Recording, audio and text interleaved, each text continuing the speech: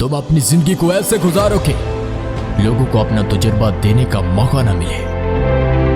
हिम्मत करने वाले की कभी हार नहीं होती। कोशिश करो कि नाकामयाबी का शिकार ना हो, बल्कि नाकामयाबी की वजह बन जाओ। जो अपने दिल में हो उसे अपनी जबान पर लाओ, कहने से फिर वो बात भी अच्छी लगती है।